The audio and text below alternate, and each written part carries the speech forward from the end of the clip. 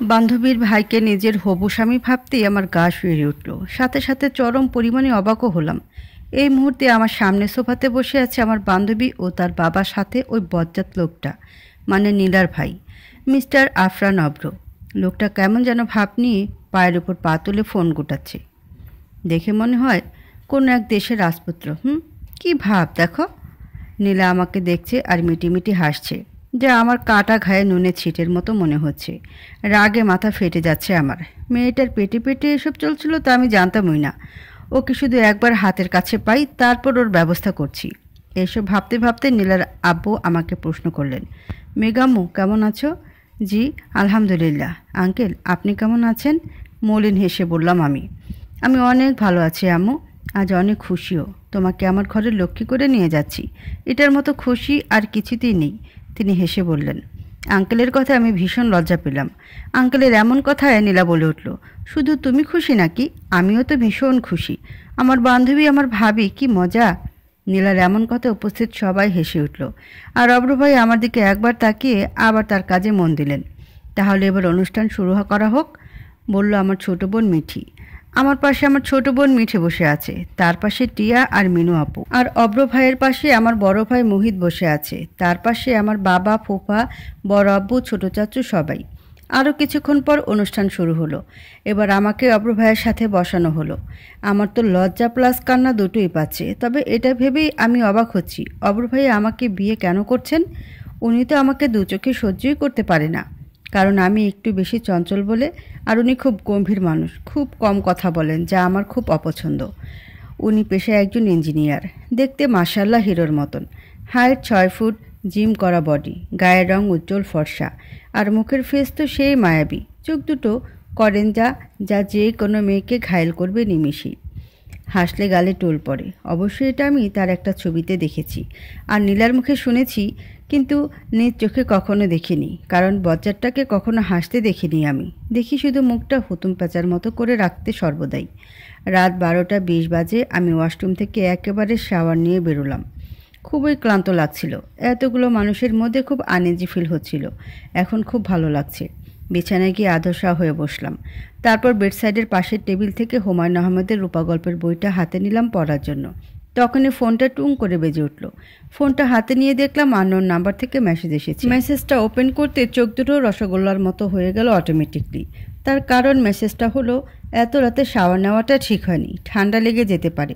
So next time যেন এমন ভুল না হয়, মাইন্ড ইট। কোন উঙ্গানটা এটা রে? আমি শাওয়ার নিয়েছি এটা জানলো কী করে? মস্তিষ্ক তো কাজ করে বন্ধ করে দিয়েছে।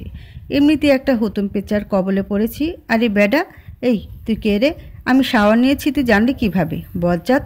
লিখে সে নাম্বারে সেন্ড করে দিলাম, কিন্তু এবার আর কোনো রিপ্লাই এলো না। তা দেখে আমি হতাশ হলাম, তাই ফোনটা পাশে রেখে বই পড়তে শুরু করলাম। হঠাৎ মনে পড়ে গেল সেই ঠক পাষণ্ড লোকটার কথা। চোখ দুটো ঝাপসা হয়ে এলো, মুখে ফুটে উঠল তার ছেলের হাসি। যাকে জীবনসাথী হিসেবে চেয়েছিলাম সে জীবনসাথী হিসেবে চেয়েছে অন্য কাউকে, আর যাকে চাইনি সে চেয়েছে আমাকে। হিসাবটা বড্ড বেমানান। 1 মাস আগের কথা, 2 বছর রিলেশনের পর সে আমায় বলতেছে, মেঘু আমি তোকে বিয়ে করতে পারবো না রে, সরি। আমি তার এহেন কথায় সূক্ষ্মভাবে তার দু চোখে আমার দু চোখ রাখলাম। ইতিমধ্যেই তার কথাটা আমার কানে ঝুমঝুম করে বাজছে। হৃদয়টা কাচের মতো ভেঙে টুকরো টুকরো হয়ে গেছে। হ্যাঁ মেঘু, আমি সত্যিই বলছি, মা বাবা কেউ তোর আমার সম্পর্ক মেনে নেবে না। এমনিতেও তোর বাবা মাও না। ওরা জানে তুই আমি শুধু দুজনে চাচাতো ভাই বোন, কিন্তু আমাদের এই সম্পর্কের ব্যাপারে তো কিছুই জানে না। আর আমার বিয়েও ঠিক হয়ে গেছে, সেটা তো তুই জানিসই। আর বাবার মুখের উপরে তো আমি কোনো কথাই বলতে পারি না, তুই জানিসই। এটুকু বলেই থামলো রিত ভাইয়া। আমি এতক্ষণ শুধু তার কথাগুলোই শুনে গেলাম, কোনো প্রতিবাদ করলাম না। মেঘু কিছু বল। তুমি কি আমায় ভালোবাসো রিত ভাইয়া? হ্যাঁ বাসি, শুধু বাসি। প্লিজ আমায় ভুল বুঝিস না মেঘু। না, কেন ভুল বুঝবো তোমায়? এখন ঠিকই বুঝছি, আগে ভুল বুঝতাম। তার ছেলের হাসি দিয়ে বললাম আমি। মেঘু প্লিজ রিত ভাইয়া, আমায় মেঘু বলে ডাকবেন না। আমার নাম মেঘা, আর মেঘু বলে ডাকার অধিকারটা শুধু আমার প্রিয় মানুষটার, আপনার না। তুই এটা বলতে পারলি মেঘু? প্লিজ মেঘু বলে ডাকবেন না, মেঘা আমার নাম। আর এখন থেকে আপনি আমার চাচাতো ভাই আর আমি আপনার চাচাতো ছোট বোন। আশা করি কি বলেছি বুঝতে পেরেছেন। বলে ছাদ থেকে নেমে গেলাম আমি। রুমে গিয়ে দরজা লাগিয়ে দরজার পাশে বসে পড়লাম। ডুকরে কেঁদে উঠলাম। কি বলল রিত ভাইয়া? সে আমাকে বিয়ে করতে পারবে না? তাহলে কেন আমাকে ভালোবাসা শেখালো? তার মায়ায় কেন জড়ালো এ আমাকে? 2 বছরের সব স্মৃতি কি এত সহজে ভোলা যায়? না, যায় না। তবে আমি ভোলার চেষ্টা করব। আর যাই হোক, নিজেকে কখনো কষ্ট দিব না। যে আমাকে কষ্ট দিয়েছে আমি তাকে কষ্ট দিব? হ্যাঁ, রিত ভাইয়াকে তার অপরাধের শাস্তি দিব। এসব মনে মনে বলে চোখ মুছে উঠে দাঁড়ালাম। এরপর থেকে রিত ভাইয়ার সামনাসামনি হলে কথা বলতাম না, তাকে এড়িয়ে চলার চেষ্টা করতাম। কিছুদিন হয় তিনি কিছু কাজের জন্য দেশের বাইরে গেছেন। এসব ভাবতে ভাবতেই ঘুমিয়ে গেলাম। সকালে আড়মোড়া ভেঙে ঘুম থেকে উঠলাম। ফোনটা হাতে নিতেই দেখলাম সেই আননোন নাম্বার থেকে মেসেজ এসেছে, যা মেজাজটাকে বিগড়ে দিল। কাল থেকে তাড়াতাড়ি ঘুম থেকে উঠবা আর নামাজ পড়বা, মাইন্ড ইট। মেসেজটা দেখিয়ে মাথা ঘুরে গেল। এই লোকটা জানলো কি করে আমি দেরিতে ঘুম থেকে উঠি? এ আবার কোনো প্রেতাত্মা নয় তো? না হলে এত কিছু জানে কিভাবে? বিষয়টা ভাবার মতো। এখন নিজের চুল নিজেরই ছিঁড়তে ইচ্ছে করছে। হাতটা ছাড়ুন প্লিজ, লাগছে খুব। হাতটা এবার ভেঙেই দেবেন নাকি? হ্যাঁ, সামান্য একটা কথার জন্য আপনি এমন কেন করছেন? পাগল নাকি আপনি? You know who I am? দাঁতের দাঁত চেপে বললেন অব্র ভাইয়া। হ্যাঁ হ্যাঁ, জানি জানি কে আপনি। আপনাকে চিনব না তো কাকে চিনব? মুখ বেঁকিয়ে বললাম আমি। এবার তিনি আগের চেয়ে দ্বিগুণ জোরে আমার হাতটা চেপে ধরলেন। আমি ব্যথায় কুকিয়ে উঠলাম। প্লিজ হাতটা ছেড়ে দিন না, আর জীবনেও এমন কথা বলবো না, প্লিজ। এবার তিনি আমার দিকে শীতল দৃষ্টিতে কিছুক্ষণ তাকিয়ে আমার হাতটা ছেড়ে দিলেন। হাত ছাড়িয়ে দৌড়ে ভার্সিটিতে ঢুকে পড়লাম। ক্যাম্পাসের বকুল গাছের তলায় বসে আছে নীলামসহ আমাদের ফ্রেন্ড গ্রুপ। ওদের কাছে গিয়ে দাঁড়িয়ে জোরে জোরে কয়েকটা বড় নিঃশ্বাস নিলাম। হাতটা চোখের সামনে ধরতেই বুকটা ছ্যাদ করে উঠল। হাতটা ওই মিস্টার অব্রের 5টা আঙ্গুলে দাগ বসে গেছে। সেই দাগটা লাল বর্ণ ধারণ করেছে, জ্বলছেও খুব। ইচ্ছে করে ওই রাক্ষসটার নাকটা কেটে টিকটিকির লেজে ঝুলিয়ে দিই। সবাই আমার দিকে চোখ বড় বড় করে তাকিয়ে আছে। কী রে, তোরা এমনভাবে আমার দিকে তাকিয়ে আছিস কেন? মনে হয় আমাকে প্রথম দেখলি? হাতে ফু দিতে দিতে বললাম আমি। মেঘা, তোর নাকি বিয়ে ঠিক হয়ে গেছে? তাও আবার আমাদের ক্রাশের সাথে, না মানে অব্র ভাইয়ার সাথে, বলল জেরিন। তার সাথে তাল মেলালো রিনি, বিভা, অর্পাও। তো আজই তো বলতে এলাম কাল বিয়ে ঠিক হয়েছে। এই এই তোরা আমার ভাবিকে এত হয়রান করিস না তো। এমনিতেই উনি হয়রান হয়ে এলেন, দুষ্টু হেসে বলল নীলা। আমি কঠোর দৃষ্টিতে নীলার দিকে তাকালাম। ও আমায় দেখে একটা শুকনো ঢোক গিলল। এই নীলা পেতনির জন্য এত কিছু। আহারে ননদি, এতই যখন ভাবির দরদ, ওখান থেকে আমাকে একা ফেলে কেটে পড়লি কেন? ওর পাশে বসে ওর কান চেপে ধরে বললাম আমি। লাগছে মেঘা, সরি। ও মা, এখন ভাবি থেকে মেঘলা হয়ে গেলাম। তুই আমার বান্ধবী, প্লিজ কানটা ছাড়, ব্যথা পাচ্ছি তো। এই তোরা জানিস এই পেতনি কি করেছে? ওর মুখ বোঝা বাদর ভাইটার গলার আমার মতো মুক্তোর মালা ঝুলিয়ে দিয়েছে। নীলার কান ছেড়ে দিয়ে বললাম আমি। জানি আমরা। নীলা আমাদের সব বলেছে। বলল রিনি। কি তাহলে তোরা আগে থেকেই এসব জানতি? রিনি, বিভা, জেরিন, অর্পা সবাই একসাথেই বলে উঠল। কি তোরা এত বড় বেমানি করলে আমার সাথে? রে, আর আমরা তো তোর ভালোর জন্য এই বেমানিটা করলাম, বলে উঠল অর্পা। তোরা জানিস আমার বিষয়ে সব? তাও তোরা? কাঁদো কাঁদো কণ্ঠে বললাম আমি। হ্যাঁ, আমরা কিন্তু যা করেছি সেটা ভালোই করেছি, বলল নীলা। তোর ভালোর গোষ্ঠী কেলে পাই পাই করে হিসাব রাখবো তোরা আমার কি ভালো করলি? বলেই বড় বড় পা ফেলে ক্লাসে গেলাম। নীলা, তোর ভাবি যেমন হয় রাগ করেছি, তুই গিয়ে রাগটা ভাঙিয়ে দিস কেমন, বলল জেরিন। চল তোরা, বলেই সবাই ক্লাসের দিকে গেল। তোরা আমার ভালো করতে গিয়ে যে খারাপটাই করেছিস তা আমি পই পই করে বুঝতে পারছি। ওই রাক্ষসটা এবার আমার গোস্ত কেটে তেলে ভেজে ফ্রাই করে খাবে। মনে মনে বলতে বলতে ক্লাসে ঢুকলাম। 1 ঘন্টা আগের কথা। ভার্সিটি যাওয়ার জন্য রুম থেকে বেরিয়ে নিচে নামতেই দেখলাম নীলা সোফায় বসে আছে। কী রে, তুই এখন এই সময়ে কেন আসতে পারি না বুঝি? মুখটা ভার করে বলল নীলা। আমি সেটা বলিনি মিস নীলা পেতনি। মেঘা, তুই আবার আমাকে পেতনি বললি? কোমরে 2 হাত রেখে কিছুটা রেগে বলল নীলা। এই মেঘা, তুই নীলা মামনিকে রাগাচ্ছিস কেন? তো কি করবো মা, তুমিই বলো। ও তোর হবু ননদি, তাই ওকে আদর যত্ন খাতির কর। আমার খেয়ে দিয়ে কাজ নেই তো আর যে ওকে খাতির করতে যাব? বলে নীলার দিকে তাকিয়ে ভেঙচি দিয়ে বললাম আমি। আন্টি দেখো মেঘলা কি বলছে। হয়েছে হয়েছে, তোরা ঝগড়া বন্ধ কর, এখন খেতে আয় বলে মা চলে গেল। সাথে আমরাও তার পিছে পিছে গেলাম। এরপর দুজনে খেয়ে বেরিয়ে পড়লাম। রাস্তার মোড়ে আসতে আমাদের সামনে একটা গাড়ি দাঁড়ালো। গাড়িটা দেখে বুঝতে পেরেছি এটা অভ্র বান্দরের গাড়ি। গাড়িতে উঠো, এটুকু বলে চুপ করে গেল অভ্র ভাইয়া। নীলা গিয়ে পেছনের সিটে আসলো, সাথে আমিও পেছনের সিটে বসতে যাব, অমনি অভ্র ভাইয়া বলে উঠল, মিস মেঘা, আপনার কি আমাকে ড্রাইভার মনে হয়? হ্যাঁ তো, আপনি যেহেতু ড্রাইভ করছেন সেহেতু আপনি ড্রাইভারই, বলেই জিভ কাটলাম। এ কি বলে ফেললাম আমি? অগ্নি দৃষ্টিতে আমার দিকে তাকালো অভ্র ভাইয়া। আমি কোনো কথা না বাড়িয়ে তার পাশে গিয়ে বসে পড়লাম।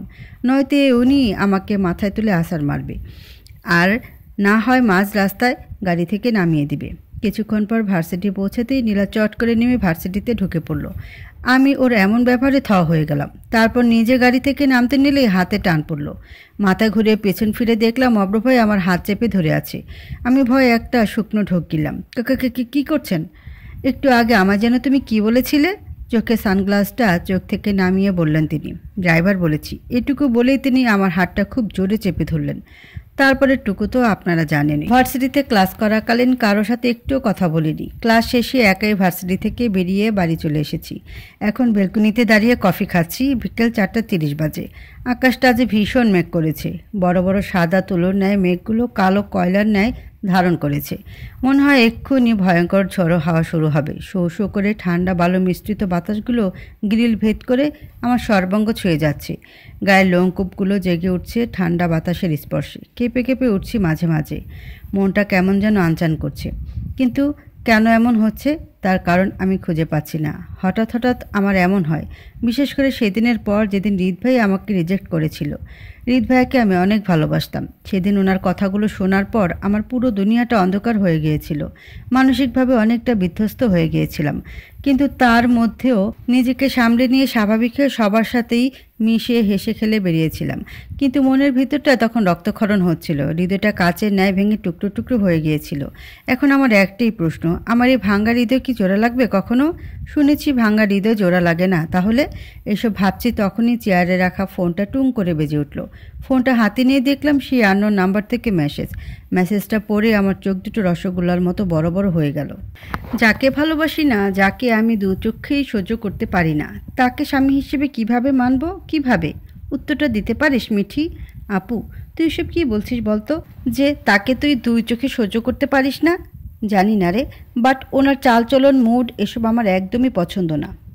তুমি সবসময় পারফেক্ট মানুষকেই পছন্দ করো। নিজের যাকে ভালো লাগে তাকে প্রাধান্য দাও কেন বলো তো? হৃদ ভাইয়া তো তোমার পছন্দের মানুষ ছিল। এখনই কি সে তোমার পছন্দের মানুষ আছে? বা ভালোবাসার? তোমার যাকে ভালো লাগে না তাকে অন্য কারো ভালো লাগতে পারে, হয়তো বা ভীষণ। তোমার অপছন্দের মানুষটাকে যদি অন্য কারো ভালো লাগে তাহলে তোমাকে সেই মানুষটার ভালো দিকগুলো, গুণ সব প্রত্যক্ষভাবে পর্যবেক্ষণ করতে হবে।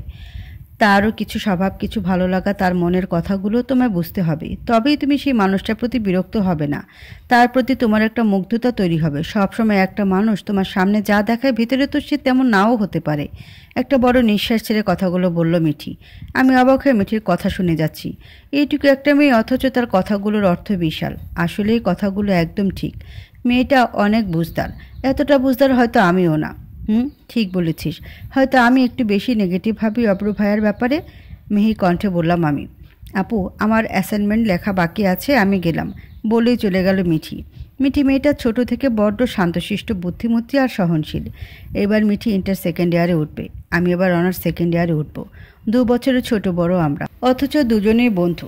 কেউ বলবে না আমরা দুজন বোন, সবাই বলবে আমরা বন্ধু। না চেহারায় মিল, না ব্যবহারে আচরণে। আপুরে, প্রিয় মানুষটাকে হারানোর যন্ত্রণা যেমন তুই ভোগ করছিস তেমন আমিও। ভালোবাসার মানুষটাকে নিজের চোখের সামনে অন্য কারো হতে দেখা বড্ড কষ্টকর, বলতে গেলে ভয়ঙ্কর এক গুমরানো যন্ত্রণা। যদি সেটা হয় ওয়ান সাইড লাভ, এই যন্ত্রণা নিজের মনের মধ্যে থেকেই ধীরে ধীরে নিজের সর্বস্ব গ্রাস করে ফেলে। না যায় কাউকে বলা, না যায় সহ্য করা। কথাগুলো মনে মনে বলেই চোখের কোণে এক ফোঁটা অশ্রু সযত্নে মুছে ফেলল মিঠি। তারপর নিজের রুমে চলে গেল। তাদের এক কোণে হাঁটু মুড়ে বসে চোখ বুজে গিটার টুংটাং আওয়াজ তুলছে অভ্র, আর তার পাশে বসে আছে নীলা। ভাই, একটা গান গানা প্লিজ, আমার কিউট ভাবিকে ডেডিকেট করে প্লিজ, মিনতি কণ্ঠে বলে উঠল নীলা। অভ্র চোখ বন্ধ, রাত অবস্থায় নীলার কথা শুনে মুচকি হাসল আর গলায় সুর তুলল। ওহে কি করিলে বলো পাবো তোমারে, রাখিব আখিতে আখিতে। ওহে এত প্রেম কোথা পাবো না, তোমারে হৃদয়ে রাখিতে। আমার স্বার্থ কী বা তোমায়? দয়া না করিলে কে পারে, তুমি আপনি না এলে কে পারে হৃদয়ে রাখিতে। গানটা শেষ করে চোখ খুলল অব্র। ঠোঁটের কোণে মিষ্টি হাসি, সেই হাসির কারণে গালের মধ্যভাগে টোলটা লুকোচুরি খেলছে।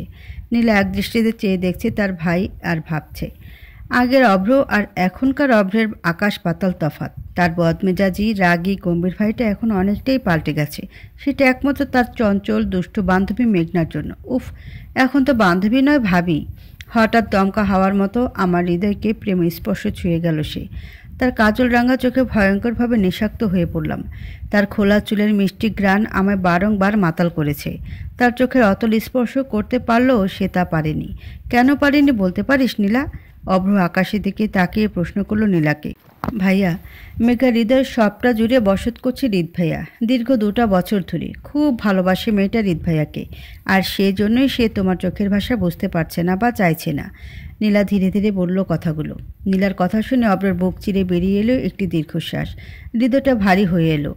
ধীরে ধীরে করে কাঁপতে থাকে তার হালকা গোলাপি ঠোঁটগুলো। হার্টবিট দ্রুত চলছে। হয়তো আমি একটু বেশি করে ফেলছি। অযাচিতভাবে এসেছে সে আমার জীবনে, এই অন্ধকারাচ্ছন্ন জীবনে এক টুকরো আলো হয়ে। ভাইয়া, আল্লাহর উপরে বিশ্বাস রাখো। তোমার ভালোবাসা যদি সত্যি হয় তাহলে অবশ্যই মেঘলা তোমারই হবে। খুব করে ভালোবাসবে তোমাকে। মলিন হেসে অব্রকে আশ্বাস দিল নীলা। সকাল সকাল ভার্সিটি যাওয়ার জন্য রেডি হচ্ছি। আয়নার সামনে দাঁড়িয়ে চোখে গাঢ় করে কাজল দিচ্ছি। তখনই বিছানার উপরে থাকা ফোনটা টুং করে বেজে উঠল। সময়কাল মাত্র 3 সেকেন্ড, মানে মেসেজ এসেছে, কল নয়। 2 পা এগিয়ে গিয়ে ফোনটা হাতে নিয়ে দেখলাম লাট সাহেব মেসেজ করেছে, নিচে তোমার জন্য ওয়েট করছি, তাড়াতাড়ি এসো, 2 মিনিট সময় দিচ্ছি, মাইন্ড ইট। মেসেজটা দেখে মেজাজটা বিগড়ে গেল। এই হুতুম পেঁচাটা আমার পেছনে আঠার মতো চিপকে আছে। যতই নিজের কাছ থেকে ছাড়াতে চাই ততই আরও চিপে যায়। বিয়ে না হতে এত অধিকার ফলায়, না জানি বিয়ের পর কী করবে। কাল রাতে এই লাট সাহেবের জন্য বৃষ্টিতে ভিজতে পারিনি। সোজাসুজি মেসেজে লিখেছে, খবরদার বৃষ্টিতে ভেজার কথা মনেও আনবে না। আর যদি বৃষ্টিতে ভেজো তাহলে কালকের কথা তো মনেই আছে তোমার, অব্র। মেসেজটা পড়ার পর কিছুক্ষণ থমকেছিলাম। মস্তিষ্ক জানান দিচ্ছিল এটা সেই হুতুম পেঁচা আর অব্র। আর এই 2 দিন করে উনি আমাকে ছেড়ে দিচ্ছিলেন। এইটুকু ভাবতেই মনে হলো লেট হয়ে যাচ্ছে। তাই বিছানার উপর থেকে ব্যাগটা নিয়ে দ্রুত নিচে গেলাম। নিচে নামার সময় চোখ পড়ল সোফায় বসে থাকা হৃদ ভাইয়ের উপর। তিনি একবার আমার দিকে তাকিয়ে চোখ নামিয়ে নিলেন। বুকটা ধক করে উঠল। কেমন এক অদ্ভুত যন্ত্রণা অনুভব হচ্ছে হৃদয়ে, অথচ মস্তিষ্ক লাল সিগন্যাল দিচ্ছে। সেটা হলো রাগের। রাগ হচ্ছে কিছুটা বেঈমানটাকে দেখে। তবুও নিজেকে সামলে স্বাভাবিকভাবে নিচে নামলাম। নিচে বড় আম্মু টেবিলে খাবার পরিবেশন করছে। আম্মু হয়তো উপরে, তাই বড় আম্মুকে বললাম, বড় আম্মু, আমি ভার্সিটি যাচ্ছি, ক্যান্টিনে খেয়ে নেব। আরে এত তাড়াহুড়ো কেন? খেয়ে যা। না গো, তোমাদের জামাই ওয়েট করছি, ওর সাথে আজ ব্রেকফাস্টটা সেরে নিব কেমন? মিষ্টি এসে বললাম আমি। আমার কথায় মিষ্টি হাসল বড় আম্মু।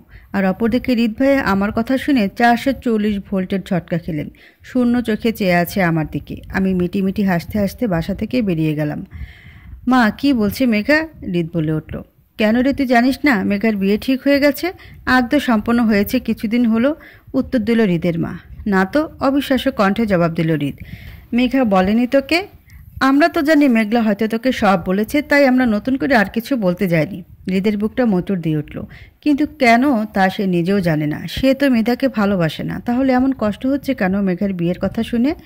এই যে মিস্টার ভাইয়া, আমি আইসক্রিম খাবো। আজ আপনার তরফ থেকে আমার পার্টি। প্লিজ। উত্তেজনা অব্র ভাইয়াকে বললাম আমি। অথচ কথা বলেই নিজে নিজে অবাক হলাম। খুব অবাক। কে বলেছে আমি এখনও আপনাকে ভালোবাসি? আমি আপনাকে আর ভালোবাসি না। আমি আপনাকে ঘৃণা করি, শুধুই ঘৃণা। বেঈমান কোথাকার।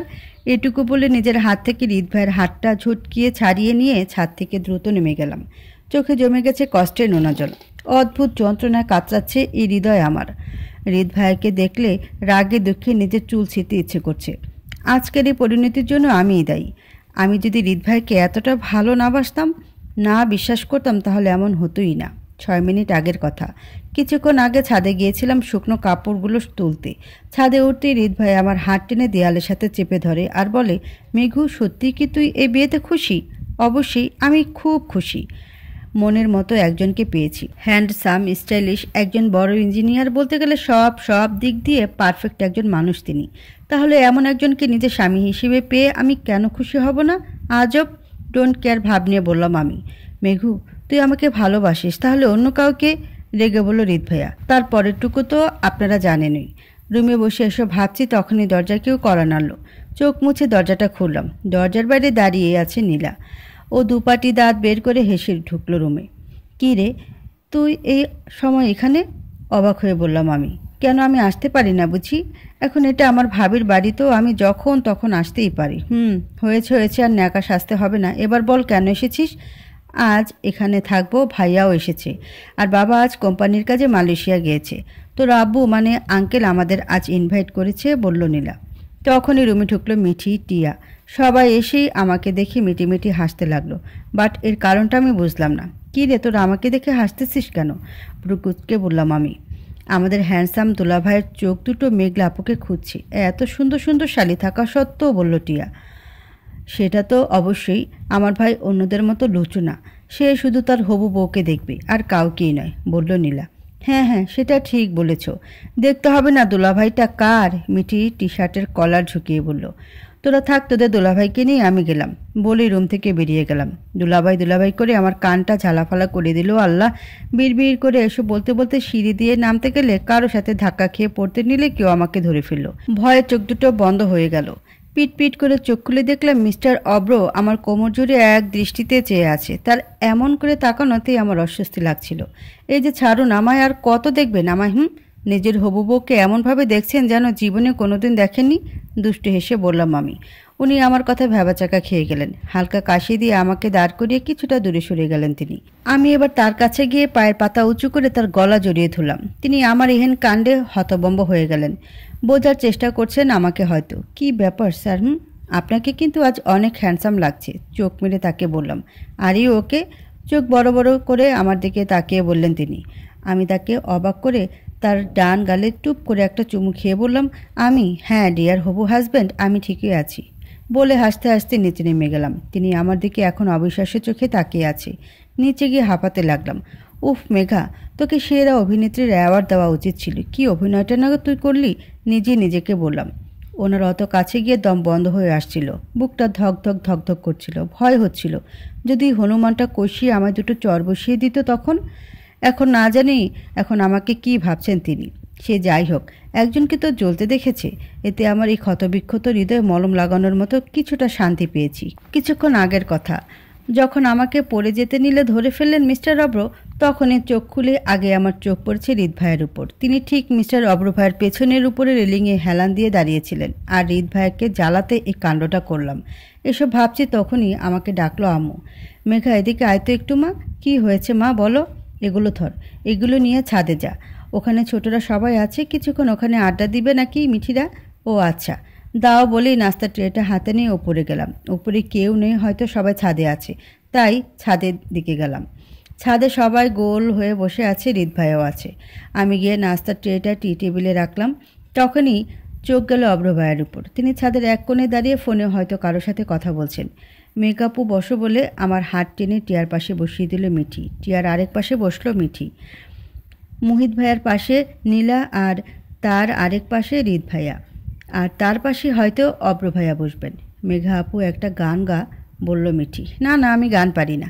না, তোকে গাইতেই হবে প্লিজ। হ্যাঁ, তোকে গাইতেই হবে, বলল নীলা। হ্যাঁ, নয়তো তোকে নাচতে হবে। কি বলিস সবাই, বলে উঠল মিঠি। মিঠির কথা সাড়া দিল হৃদ ভাই ও অব্র ভাইয়া বাদে সবাই। এই না না, আমি গান গাবো, বাট নাচতে পারবো না প্লিজ। তোরা তো জানিস আমি নাচতে পারি না, মিনতি কণ্ঠে বললাম আমি। তাহলে গান গাওয়া স্টার্ট কর। তোর গান দিয়ে আড্ডা শুরু, বলল নীলা। চোখ বুজে গলা সুর তুললাম।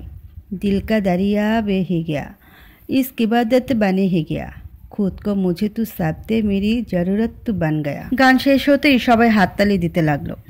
আমার চোখ গিয়ে পড়ল অব্র ভাইয়ার উপর। তিনি অবাক দৃষ্টিতে চেয়ে আছেন আমার দিকে। আমি তার দিক থেকে চোখ সরিয়ে নিলাম। অব্র অবাক হয়ে তার প্রেয়সীকে দেখছে। পুরো স্তব্ধ হয়ে গেছে সে। মেঘার গান শুনে গানটা অব্রর আগে থেকেই খুব পছন্দের, আর না চাইতেও আজ সে তার প্রিয় গানটা প্রিয় মানুষটার মুখে শুনল। অনুভূতিটা পুরোপুরিভাবে অন্যরকম। জিজু এসো এখানে, বলল টিয়া। উনি এসে বসলো হৃদ ভাইয়ার পাশে।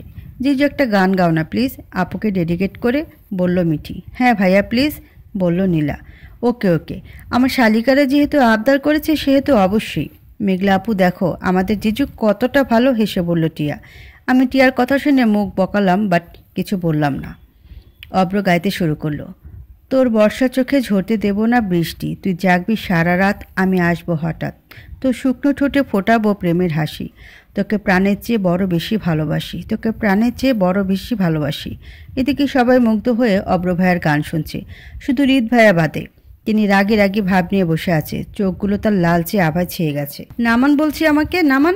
আমি কি ছোট বাচ্চা যে আমাকে কোলে নিতে হবে? ড্যাং ড্যাং করে সবার সামনে আমায় কোলে তুলে নিতে আপনার একটুও লজ্জা লাগলো না? বেলাহাজ কোথাকার, শয়তান একটা। এটুকু বলে যে না অব্র ভাইয়ের মুখের দিকে তাকিয়েছি অমনি আমার আত্মা ফুলুত করে উড়ে গেল। এলিয়েনদের মতো চোখগুলো লাল হয়ে গেছে, যে দৃষ্টি আমাকে ভয়ঙ্কর কিছুর জানান দিচ্ছে। দাঁতের দাঁত চেপে হয়তো রাগ কমানোর চেষ্টা চালিয়ে যাচ্ছে অব্র ভাইয়া। সিঁড়ি বেয়ে রুমে নিয়ে গিয়ে রুমের দরজাটা ঠাস করে বন্ধ করে দিয়ে বিছানার দিকে এগুলো অব্র ভাইয়া। তা দেখে আমি একটা শুকনো ঢোক গিলাম। কেন রাগের মাথায় এত প্যাচর প্যাচর করতে গেলাম? এখন কি হবে? আল্লাহ রক্ষা করিও আমায় এই হনুমানটার হাত থেকে। হঠাৎ আমাকে ধপাস করে বিছানা ছুঁড়ে ফেলে দিল অব্র হনুমানটা। ব্যথায় কুকি এক প্রকার চিৎকার দিলাম আমি। কোমরটা হয়তো আর আস্ত নেই, হাড় হাড্ডি যা আছে সব হয়তো গুঁড়ো হয়ে গেছে। ব্যথায় কান্না করে দিলাম আমি। রাগে দুঃখে নিজের চুল ছিঁড়তে ইচ্ছে করছে, সাথে ওই অভ্রটারও। চোখ বুজে কান্না করছি, হঠাৎ কারো উষ্ণ নিঃশ্বাস আমার মুখের উপর। চট করে চোখ খুলে যা দেখলাম তাতে আমার চোখগুলো অটোমেটিকলি রসগোল্লার মতো হয়ে গেছে, কারণ অব্র ভাই আমার খুব কাছে, 2 ইঞ্চির মতো ফাঁক আছে আমাদের মধ্যে মাত্র। ভাইয়া আপনি। আর কিছু বলতে পারলাম না। তার আগেই অব্র ভাইয়া তার ঠোঁটে আমার ঠোঁট মিলাই দিল। আমি তো অবাকের চরম সীমায় পৌঁছে গেছি। হঠাৎ তিনি আমার ঠোঁটে রুটলি কামড় দিতে লাগলো। ব্যথা ছটফট করতে লাগলাম। এতে তিনি আরও দ্বিগুণ জোরে জোরে আমার ঠোঁট কামড়াতে লাগলেন। চোখের কোণ বেয়ে ব্যথার বহিঃপ্রকাশ ঘটছে। গলা কাটা মুরগির মতো ছটফট করতে লাগলাম, কিন্তু তার এতে কোনো ভাবান্তর নেই। তিনি আরাম ছেয়ে আমার ঠোঁট কামড়ে চলছেন। কিছুক্ষণ পর অব্র রাগ কমে গেলে সফটলি কিস করতে লাগলো। ডুবে গেল তার মায়াপরীর উষ্ণ গোলাপি ঠোঁটগুলোতে। প্রায় 4 মিনিট পর ছাড়লো আমাকে। দুজনেই বড় বড় নিঃশ্বাস নিচ্ছে। অব্র নিজেকে খুব করে কন্ট্রোল করার চেষ্টা করছে। অব্র হনুমানটার কাছ থেকে ছাড়া পেয়ে দৌড়ে বিছানা থেকে নেমে বাইরে যেতে নেবে অমনি পিছন থেকে অব্র ভাই আমার হাত টেনে তার বুকের সাথে আমার পিঠ মিশিয়ে নিল। কিছুটা কেঁপে উঠলাম আমি। ছাড়ুন আমাকে, ছাড়ুন বলছি, কেঁদে কেঁদে বললাম আমি। ছাড়ুন আমাকে, ছাড়ুন বলছি, কেঁদে কেঁদে বললাম আমি। অমনি আমার চুলগুলো এক সাইড করে ঘাড়ে তার থুতনি রাখলেন। কেমন লাগলো মিসেস মেঘা? নিশ্চয়ই ফিলিংসটা জোশ ছিল। এমন ফিলিংস আরও আসবে তোমার জীবনে যদি তোমার এই হবু বরটাকে রাগাও। কিছু করার আগে তার পরিণামটা ভেবে দেখিও যান। বলেই আমার কাঁধে একটা কিস করে দরজা খুলে হনহন করে চলে গেলেন তিনি। আমি এখন স্ট্যাচু হয়ে আছি। কেমন এক যন্ত্রণাময় অনুভূতির সাথে পরিচয় করলো এই আজব গম্ভীর বদমেজাজি হনুমান অব্রটা। মনে মনে বলে বিছানা গিয়ে শটান হয়ে শুয়ে কাঁদতে লাগলাম। ঠোঁট দুটো কেমন ব্যথা করছে। কিছুক্ষণ আগে সবাই আড্ডা শেষ করে নিচে যাওয়ার জন্য উঠে পড়লো, সাথে আমিও। কিন্তু উঠতে গিয়ে ওমাগো বলে নিচে বসে পড়লাম। কি হয়েছে আপু, বসে পড়লে যে? পায়ে ব্যথা পেলে কিভাবে? আমার পাশে এসে বলল মিঠি। পায়ের রক টান মেরেছে হয়তো। আমার হাত ধরে ওঠার চেষ্টা করো বলে মিঠি আমার হাত ধরে উঠাতে চেষ্টা করলে। পুনরায় উঠতে গিয়ে আবার বসে পড়লাম। উঠতে গেলেই ব্যথায় বসে পড়ছি। এবার এগিয়ে এলো হৃদ ভাইয়া। হৃদ ভাইয়া বলল, তোর তো ছোটবেলা থেকে বেশিক্ষণ বসে থাকলে পায়ের রক টান মারে। আয়, আমি তোকে রুমে দিয়ে যাচ্ছি। বলেই আমাকে ধরতে যাবে পাজা কোলে নেওয়ার জন্য, তখনই সামনে এসে দাঁড়ালো অব্র ভাইয়া আর বলল, থাক থাক ভাইয়া, আর কত সেবা করবেন বোনের? এবার তো তার হবু স্বামীকে একটু সেবা করার সুযোগ দিন। অনেক করেছেন আমার হবু বউয়ের জন্য, তার আমি অনেক কৃতজ্ঞতা প্রকাশ করছি। বলতে বলতে আমাকে পাজা কোলে তুলে নিল অব্র ভাইয়া। আমি অবাক হয়ে তাকালাম হৃদ ভাইয়ার দিকে। সবাই আমাদের দেখছে আর মিটিমিটি হাসছে, যা দেখি আমার রাগে মাথা ফেটে যাচ্ছে। সিঁড়িতে নামতে লাগলেই বলতে লাগলাম, তারপরেরটুকু তো আপনারা জানেনই, আমি তো মেঘাকে ভালোবাসিনি। তাহলে কেন মেঘা আর অব্রকে একসাথে দেখলে আমার হিংসে হয়, রাগ হয়? কেন কেন কেন? রুমের মধ্যে রেগে ফ্লাওয়ার বক্স ভেঙে কথাগুলো বলল হৃদ। আপনি কেন বোঝেন না আমি আপনাকে ভালোবাসি? কেন? একজনের কলার চেপে ধরে বলল কথাগুলো। কিন্তু মিস নীলা, আমি তো আপনাকে ভালোবাসি না। ছেলেটি ডেবিল হেসে বলল, একটু ভালোবাসলে কি হয় বলুন তো? আমার মাঝে কি কমতি আছে বলুন যে আপনি আমাকে ভালোবাসতে পারবেন না? আপনার মধ্যে অনেক কমতি আছে মিস নীলা, সেটা আপনি নিজেও জানেন না। কি সেই কমতি বলুন? ছেলেটি কিছু না বলে নীলার হাত থেকে নিজের কলার ছাড়িয়ে ছাদ থেকে নিচে নেমে গেল। নীলা হতাশময় নিঃশ্বাস ছেড়ে ছাদের রেলিংয়ে হেলান দিয়ে দাঁড়িয়ে আছে আর আকাশ পানে তাকিয়ে আছে। একটু পরেই, ডুবে ডুবে ভালোবাসি, তুমি না বাসলেও আমি বাসি, ছন্দাকারে বলল নীলা। কেন বুঝেন না আমি আপনাকে খুব ভালোবাসি। প্রতিটা রাতের ঘুম আপনি হারাম করেছেন। আমার হাসি খুশিময় দুনিয়াটা থমকে গেছে শুধু আপনার কারণে। প্রতিবারই হৃদয় আপনার জন্য ক্ষতবিক্ষত হয়ে যাচ্ছে। ভালোবাসার মানুষটাকে না পাওয়ার যন্ত্রণা আপনি বুঝবেন না। ওয়ান সাইড লাভে যে কত কষ্ট যন্ত্রণা তা শুধু তারাই জানে যারা দিনের পর দিন একতরফা ভালোবেসে আসছে। মিসেস নীলা, আমি আপনাকে খুব ভালোবাসি, অতিরিক্ত চাই আপনাকে। হ্যাঁ, আপনাকে নিজের করে নিব। আর কটা দিন অপেক্ষা করো, সময় আসলে তুমি সবটা জানতে পারবে। নীলার ভালোবাসার মানুষটা বেলকনিতে দাঁড়িয়ে কথাগুলো বলল। এদিকে ঘুমের মধ্যে মনে হলো কেউ আমার পাশে এসে শুয়েছে। চট করে চোখ খুলে দেখলাম নীলা এসে পাশে শুয়েছে। আমি কিছু না বলে মুখ ঘুরিয়ে শুয়ে পড়লাম আবার। অব্র শুয়ে শুয়ে ফোনে স্ক্রল করছে। হঠাৎ কোনো এক নাম্বার থেকে মেসেজ আসলো। মেসেজ সিন করতে রাগে কপালের রগ ভেসে উঠল। অভ্র, ইউ ইডিয়েট রাস্কেল, তোকে আমি ছাড়বো না। রেগে মেগে বলল অভ্র। তোকে আমায় ভালোবাসতেই হবে। তুই চাইলেও আমার, তুই না চাইলেও আমার। তোকে নিজের খাঁচায় বন্দি করে রাখবো আজীবন।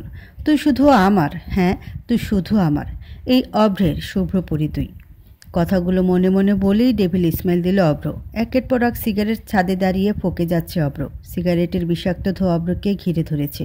রাত প্রায় 11টা বাজে, কিন্তু অভ্রের চোখে ঘুম নেই। তাই তো ছাদে দাঁড়িয়ে আছে। সঙ্গী হিসেবে আছে তার সিগারেট। মেঘাকে কাল অনেক কষ্ট দিয়েছে অভ্র। এতে অবশ্য মেঘার দোষ ছিল। মেঘা তখন যদি অভ্রকে ওসব উল্টোপাল্টো কিছু না বলতো তাহলে হয়তো অভ্রের না রাগ উঠত না মেঘলা শাস্তি পেত। কাল রাত থেকে এ পর্যন্ত মেঘনার সাথে কথা হয়নি অভ্রের। আজ সকালে মেঘাদের বাসা থেকে ফিরেছে অভ্র ও নীলা। নীলাকে বাসায় রেখে অভ্র অফিসে চলে গেছে। একেবারে রাত 9টায় বাসায় ফিরে সে। ফ্রেশ হয়ে নীলাসহ ডিনার করে ছাদে আসে অভ্র। মাথায় তার এখনও রাগ টকবক করছে কাল রাতে সেই পিকগুলো দেখে, যেখানে মেঘা রিচ সহ বৃষ্টিতে ভিজছে। হাত ধরে রাস্তা পার হচ্ছে। দুজনে দুজনের দিকে তাকিয়ে আছে। কখনো বা দুজন কড়া রোদে এক ছাতার নিচে দাঁড়িয়ে আছে। আর এই টপিকগুলো একটা আননোন নাম্বারে থেকে সেন্ড করা হয়েছে অভ্রের ফোনে। তবে অভ্র জানে এটা কার কাজ, তাই তার মাথার রাগ চড়ে যায়। পিকগুলো দেখে হৃদয়টা অদৃশ্য বর্ষণে ঝরতে থাকে। আর অক্ষত হৃদয়টা ক্ষতবিক্ষত হয়ে রক্তক্ষরণ হচ্ছে। এসব শুধু অভ্র বুঝতে পারছে, অন্য কেউ নয়। কানে ইয়ারফোন গুঁজে রুমে শুয়ে আছি। মনটা একটু ভালো নেই। একজন হলো হৃদ বেইমান আর আরেকজন হলো হনুমান খাটাস এলিয়ান অভ্র। এ দুজনেই হয়তো আমাকে পাবনার মেন্টাল হসপিটালে পাঠানোর প্ল্যান করছে। একজন ভালোবাসার নাম করে ঠকালো আর একজন হবু বর বলে যা ইচ্ছে তাই করছে। কাল অভ্র ভাইয়ের ব্যবহার আমি খুব কষ্ট পেয়েছি। মানুষটা না যতটা মুগ্ধ করেছে আমায় তার চেয়ে দ্বিগুণ বিষিয়ে দিচ্ছে এ হৃদয়। একজনকে ভালোবেসে শুধু ধোকাটাই হয়তো আমার প্রাপ্য ছিল। এসব ভাবতে ভাবতে কখন যে ঘুমিয়ে পড়েছি তা মনেই নেই। আর মোড়া ভেঙে ঘুম থেকে উঠে গিয়ে আগে বেলকনিতে গেলাম। ইতিমধ্যে সূর্যের মিষ্টি আলো ছড়িয়ে পড়ে চারিপাশে। গ্রিল ভেদ করে মিষ্টি একফালি রোদ এসে পড়ছে আমার কপালে। পাখির কিচির মিচিরও শোনা যাচ্ছে, সাথে মৃদু বাতাস বইছে। শুভ্র সতেজ আবহাওয়ায় একটা লম্বা নিঃশ্বাস নিলাম। সব মিলিয়ে এক অমায়িক সৌন্দর্য সেজে উঠেছে প্রকৃতি। হঠাৎ চোখ যায় বেলকনির এক কোণে পড়ে থাকা একটা গোলাপের তোড়া, সাথে একটা গিফট বক্স। অবাক হয়ে দুপা এগিয়ে ফুলের তোড়া আর বক্সটা হাতে তুলে নিলাম। উল্টে পাল্টে দেখলাম কোনো নাম মেনশনের কার্ড নেই। এতে আরও বেশি আশ্চর্য হলাম। কে আমাকে গিফট দিতে যাবে? গিফট দেওয়ার মতো মানুষ এই মুহূর্তে আমার কেউ নেই। তবে তাজা গোলাপের ঘ্রাণ নাকে লাগাতে এক অদ্ভুত অনুভূতির সৃষ্টি হলো। ফুলগুলোতে নাক গুজে দিয়ে ঘ্রাণ নিতে থাকলাম। লাল টকটকে গোলাপগুলোর রূপ সৌন্দর্য যেন উতলে পড়ছে। হঠাৎ করে কি জানি হলো, তাই গোলাপের তোড়া থেকে একটা ফুল ছিঁড়ে কানে গুজে দিলাম। বক্সটা আর ফুলের তোড়াটা পাশের টেবিলে রেখে দু হাতে গিরিলে মুঠোবন্দি করে আকাশপানে চেয়ে রইলাম। আর গলায় সুর তুললাম, ভেঙে মোর ঘরের চাবি, নিয়ে যাবি নিয়ে যাবি কে আমারে। ও বন্ধু আমার, না পেয়ে তোমার দেখা, একা একা দিনে আমার কাটে না রে। হঠাৎ দরজায় কারো কড়া নাড়ার শব্দে গানটা বন্ধ হয়ে গেল। কান থেকে ফুলটা খুলে রুমে গিয়ে দরজাটা খুললাম তাড়াহুড়ো করে। দরজার ওপাশে মিঠি দাঁড়িয়েছিল এতক্ষণ। কিরে কি হয়েছে, এমনভাবে দরজা ধাক্কাচ্ছিস কেন? বললাম আমি। কটা বাজে খেয়াল আছে তোমার? ভার্সিটি যাবি না? যাব। তুই যাবি না কলেজ? যাব। আচ্ছা ফ্রেশ হয়ে নিচে আসো বলে মিঠি চলে গেল। দরজা বন্ধ করে কাপড় নিয়ে ওয়াশরুমে ঢুকলাম। একেবারে শাওয়ার নিয়ে ফ্রেশ হয়ে ভার্সিটি যাওয়ার জন্য রেডি হয়ে নিচে এলাম। নিচে মা, বড় মা, মিঠি, রিদ ভাইয়া, কেয়া ভাইয়া, আব্বু সবাই খাবার টেবিলে বসে টুকটাক কথা বলছে। নিচে গিয়ে হাসি মুখে সবাইকে উদ্দেশ্য করে সালাম দিয়ে মিহির পাশে চেয়ার টেনে বসে পড়লাম। টুকটাক কথা বলে খাওয়া শেষ করে ভার্সিটির উদ্দেশ্যে বেরিয়ে পড়লাম। নিচে নেমে গেট থেকে বেরোতেই নীলাকে চোখে পড়ল। সে গাড়িতে হেলান দিয়ে দাঁড়িয়ে আছে। ভিতরে হয়তো ওই অব্র হনুমান রাক্ষসটা বসে আছে। আমি নীলার কাছে গিয়ে বললাম, তুই এখানে দাঁড়িয়ে কেন? কেন আসতে পারি না বুঝি? তোকে আসতে কি আমি মানা করেছি? তাহলে এমন প্রশ্ন করিস কেন?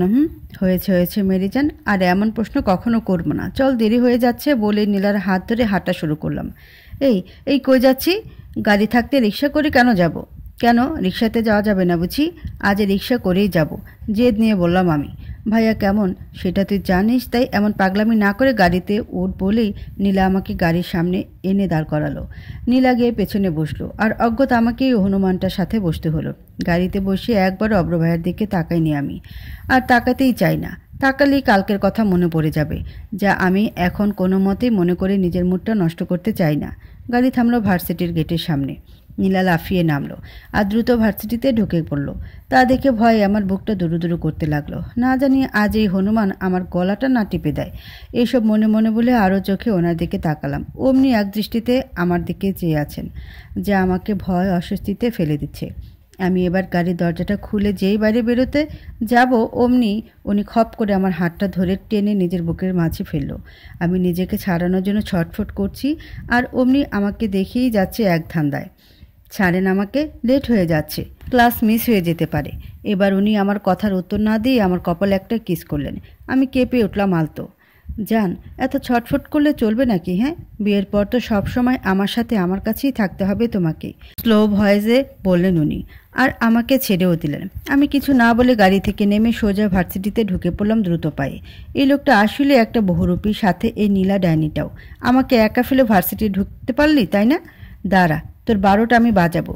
রেগে ফিসফিস করে বলতে বলতে ক্লাসরুমের দিকে এগোলাম, আর এদিকে অব্র তার শুভ্র পরের কাণ্ড দেখে মিটিমিটি হাসছে। রিত ভাইয়া, তোমার কদিন পর বিয়ে, আর তুমি কিনা বলছো তুমি এই বিয়ে করতে পারবে না, আবার বলছো তুমি আমাকে ভালোবাসো। আর কত নোংরা রূপের বহিঃপ্রকাশ ঘটাবে তুমি? হ্যাঁ, কখনো বলছো ভালোবাসি, কখনো বলছো তোকে বিয়ে করতে পারবো না, কখনো বলছো তুমি এই বিয়ে করতে পারবো না, আবার এখন আমাকে বিয়ে করতে চাইছো, বলছো ভালোবাসো আমায়। এসব কি? হ্যাঁ, আমাকে পাবনা মেন্টাল হসপিটালে পাঠানোর ধান্দা আছে নাকি তোমার? নাকি আমাকে সুখে থাকতে দিতে চাইছো না তুমি? রেগে গজগজ করে কথাগুলো বললাম আমি। Cool down Meghu, cool down, please don't call me Meghu. Okay okay, but Megha, তুই যেসব আমার ব্যাপারে ভাবছিস তা একেবারেই নয়। তুই আমাকে ভুল বুঝছিস। লিসেন, তোমাকে আগে ভুল বুঝতাম, কিন্তু এখন ঠিক তাই বুঝি। মেঘা প্লিজ এমন করিস না প্লিজ, বলেই খপ করে আমার হাত চেপে ধরে বলল রিত ভাইয়া। রিত ভাইয়া হাত ছাড়ো আমার। মেঘলা, আমি তোকে ভালোবাসি। এবার এক ঝটকা মেরে রিত ভাইয়ার হাত ছেড়ে ছাদ থেকে নেমে পড়লাম। এই রিত ভাইয়া আর কত যে অভিনয় জানে আল্লাহই জানে। ছাদে উঠেছিলাম ভেজা কাপড় মেলে দিতে, হঠাৎ সামনে এসে দাঁড়ায় রিত ভাইয়া। তারপরের অংশ উপরে দেওয়া আছে। রুমে গিয়ে একা একাই বকবক করছি, তখনও রুমে ঢুকলো আমার পেয়ারের আম্মু। মেঘলা, তাড়াতাড়ি রেডি হ, আজ তো নানু বাসা যাব। তাই আম্মু? আচ্ছা আমি রেডি হচ্ছি। মিন্টিকে গিয়ে বলো রেডি হতে, নীলা আসছে, ও আমাদের সাথে যাবে। ওকে আম্মু। আম্মু চলে গেল। আমি গুনগুন করে গান গাইতে গাইতে আলমারি থেকে একটা লাল কালারের লং 3 পিস বের করলাম পরার জন্য। এরপর ঢুকলাম ওয়াশরুমে। ওয়াশরুম থেকে বেরিয়ে আয়নার সামনে গিয়ে চুলগুলো আঁচড়াতে লাগলাম। তখনই ফোনে রিংটোন বেজে উঠল। একটু এগিয়ে বিছানার উপর থেকে ফোনটা হাতে নিয়ে দেখলাম নীলা কল দিচ্ছে। আসসালামু আলাইকুম। ওয়ালাইকুম আসসালাম। কি রে, রেডি হসনি এখনো? রেডি হচ্ছি। তুই রেডি হয়েছিস? অনেক আগে রেডি হয়ে বসে আছি। কি রে, তোর মতলব কি? হ্যাঁ, আমার নানাকে পটানোর মতলব করছিস নাকি? বললাম আমি, কিন্তু আফসোস তিনি তো বেঁচে নেই। দূর, তুই যে কি বলিস না। আচ্ছা রাগ, তুই বলেই ফোনটা কেটে দিল নীলা। আমি মুচকি হাসলাম, কারণ সে রাগ করেছে। এরপর রেডি হয়ে নিচে গেলাম। নিচে মিঠি, আম্মু, বড় আম্মু, মোহিত ভাইয়া, টিয়া বসে আছে, তাও আমার অপেক্ষায়। আমাকে দেখতে পেয়েই সবাই বসা থেকে উঠে দাঁড়ালো। আব্বু, বড় আব্বু, রিত ভাই ব্যবসার কাজে ব্যস্ত, তাই যেতে পারবে না। কী রে মেঘলা, সাজতে তোর এতক্ষণ লাগে? এত সাজার কি প্রয়োজন? হ্যাঁ, বলল ভাইয়া। ভাইয়া, আমাকে দেখে কি মনে হয় আমি সেজেছি? না, তা নয় তো কি, পেতনির নানি একটা। আমি পেতনি না, তোর বউ পেতনি, তোর শালি পেতনি, তোর শালা প্রেত ভূত। কিছুটা রেগে বললাম আমি। এই তোদের বকবক বন্ধ করে আয়, বলেই সবাই বাড়ি থেকে বেরিয়ে মাইক্রোতে বসার উদ্দেশ্যে পা বাড়ালো। মাইক্রোতে উঠে বসলাম, তাও ভাইয়া পাশে। কিছু দূর যেতেই নীলাকে রাস্তার মোড়ে দেখতে পেলাম। নীলা হেসে আমার পাশে বসলো। নীলাকে আজ নীল পরি লাগছে। নীল কালারের একটা লং 3 পিস ম্যাচিং ওড়না আর হোয়াইট কালারের প্লাজো। ফর্সা শরীরে নীল কালারটা বেশ মানিয়েছে। কানে স্টোনের একজোড়া দুল, চোখে কাজল, আর ঠোঁটে হালকা পিঙ্ক কালারের লিপ বাম, আর চুলগুলো ঝুটি করা। আমি মেয়ে হয়ে নীলার উপর বেশ বড়সড় একটা ক্রাশ খেলাম। নীলা সবার সাথে কথা বলছে আর হাসাহাসি করছে। হঠাৎ চোখ গেল আমার পাশে বসা মোহিত ভাইয়ার উপর। ভাইয়া এক ধান্দা নীলার দিকে তাকিয়ে আছে, তা দেখে আমি মুচকি হাসলাম। আমি জানি মোহিত ভাইয়া নীলাকে বেশ পছন্দ করে। হঠাৎ একটা গান বেজে উঠল মাইক্রোবাসের বক্সে। তেরি মেরি গাল্লায় হোগে মাসুর, কান্না কাভি তো বুঝে নজরো সে। গানটা শুনে আমার মনটা খারাপ হয়ে গেল। মনে পড়ে গেল বিগ বস খ্যাত শেহনাজ গিল আর সিদ্ধার্থ শুক্লার কথা। দুজন দুজনকে পাগলের মতো ভালোবাসত, বিশেষ করে শেহনাজ গিল। উনি তো সিদ্ধার্থ শুক্লা বলতে পাগল ছিল। এমন ভালোবাসার বহিঃপ্রকাশ আমি এর আগে কোনো জুটির মধ্যে দেখিনি। হঠাৎ সেদিন সিদ্ধার্থ শুক্লার মৃত্যুর সংবাদ শুনে মিনিট দুয়েক থমকে গিয়েছিলাম।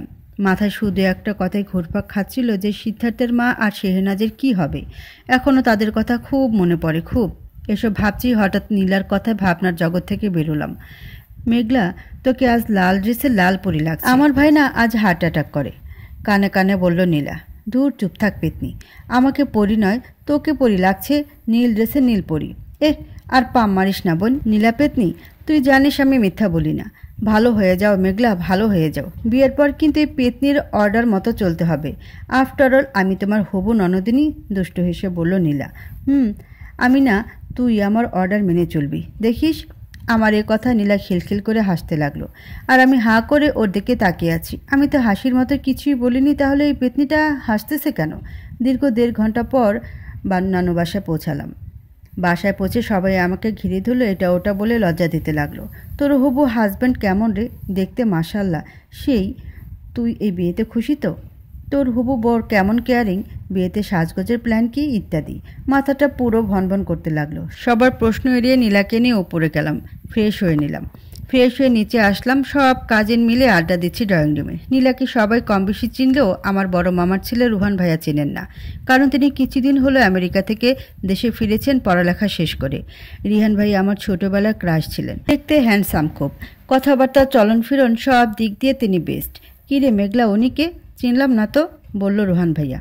আমার বান্ধবী নীলা আর হবু ননদ। হেসে বললাম আমি, যদিও ননদ মানি না বান্ধবী ছাড়া। ও আচ্ছা, তো মিস নীলা কেমন আছেন? আলহামদুলিল্লাহ ভাইয়া, আপনি? হেসে বলল নীলা। আমিও আলহামদুলিল্লাহ ভালোই। তো কিসে পড়েন আপনি?